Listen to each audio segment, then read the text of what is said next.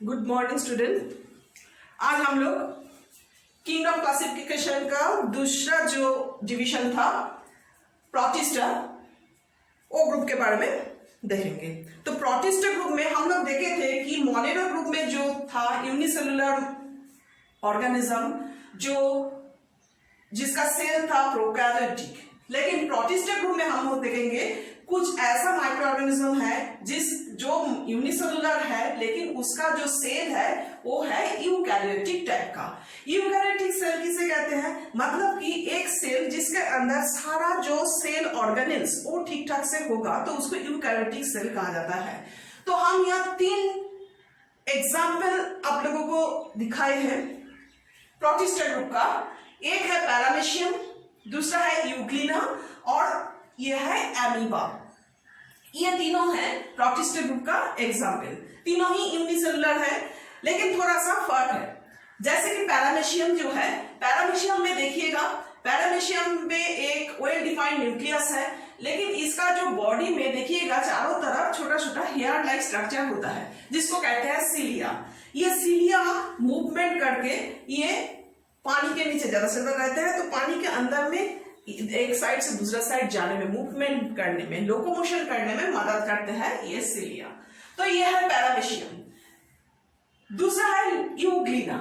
Euglena इसके अंदर देखिए क्या क्या है, क्लोरोप्लास्ट है। क्लोरोप्लास्ट रहने की वजह से ये पूरा सेल ग्रीन कलर का होते हैं और ये ऑटोट्रॉप होता है क्योंकि अपना खाना खुद बना सकते हैं, क्योंकि क्लोरोप्लास्ट रहने का मतलब क्लोरोफिल है इसके अंदर।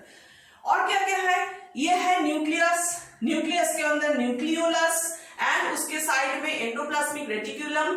ये है गोल्गी बॉडी, गोल्गी apparatus भी कह सकते हैं। और ये है कॉन्ट्रैक्टाइल वैक्यूल, माइटोकॉन्ड्रिया भी है और पूरा बॉडी मेम्ब्रेन से ढका हुआ है। और एक चीज है जो इसके लिए खास है वो है ये फ्लाजेला। फ्लाजेला एक व्हील की तरह साइड चेंज करके इसको मूवमेंट में मदद करता है। ये भी पानी के नीचे रहता है और साइड चेंज करने के समय में ये एक साइड से दूसरा साइड जाके यूग्लिना को लोकोमोशन करने में मदद करता है।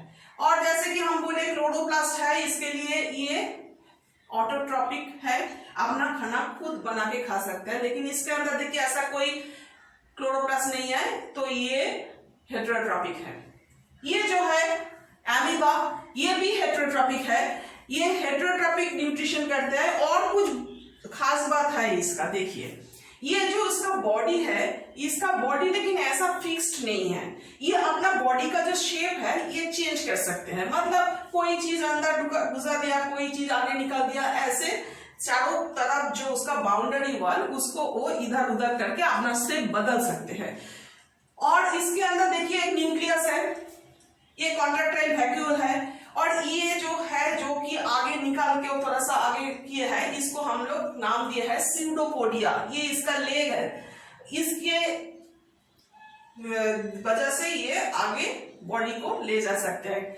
और ये जो है फूड वैक्यूल, फूड वैक्यूल का भी काम है, खाना खाने में इसको मदद करता है। एक एक करके देखते हैं कैसे ये मूवमेंट करता है। ये पहले देख ले, जैसे कि स्यूडोपोडिया का बात हम बोले हैं, ये उसका लोकोमोटिव ऑर्गन है।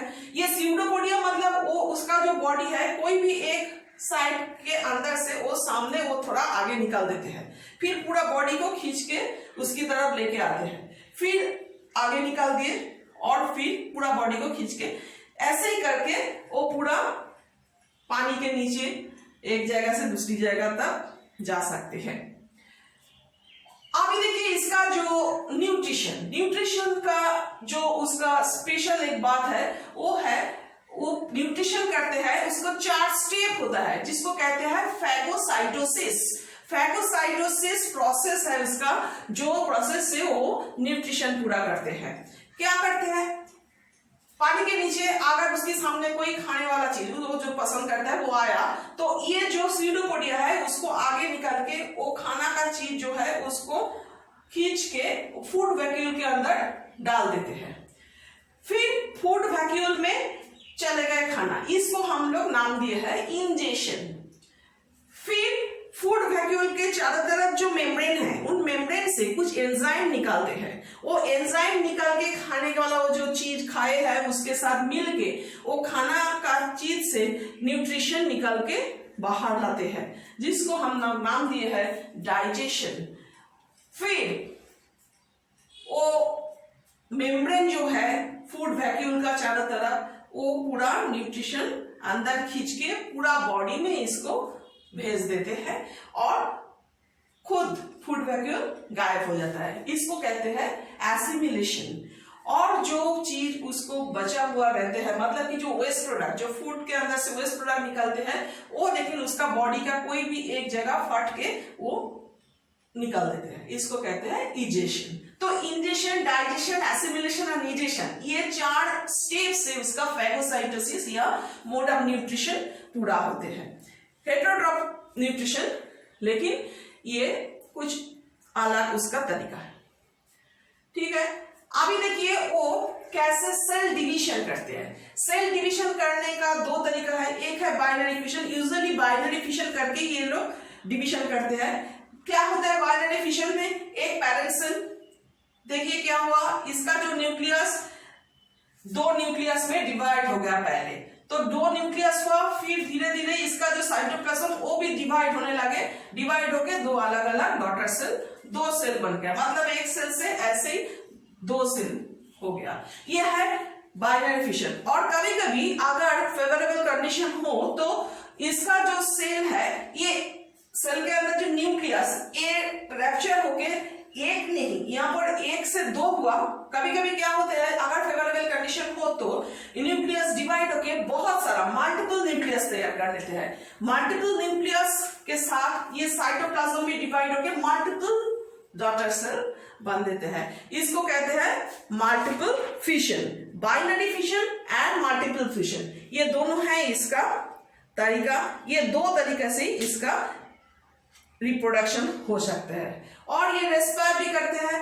इसका जो बॉडी है मेम्ब्रेन से ढका हुआ, मेम्ब्रेन जो है उनकी बाहर वाला हिस्सा में जो पानी रहता है, पानी के अंदर जो सॉल्युबल ऑक्सीजन है वो डिफ्यूजन प्रोसेस से इसकी बॉडी के अंदर घुस जाते हैं और इसका रेस्पिरेशन करने में मदद करता है। और जो रेस्पिरेशन की वजह से कार्बन डाइऑक्साइड निकालते हैं वो भी डिफ्यूजन प्रोसेस से बॉडी से बाहर आ जाते हैं। तो ये है इसका प्रोसेस सारा। प्रोटिस्ट ग्रुप में यही तीनों के बारे में आप लोग पढ़ लीजिएगा। नेक्स्ट डे हम लोग बाकी का जो तीनों है, फंगी, प्लांटी एंड एनिमली, उसके बारे में डिस्कशन करेंगे। Thank you.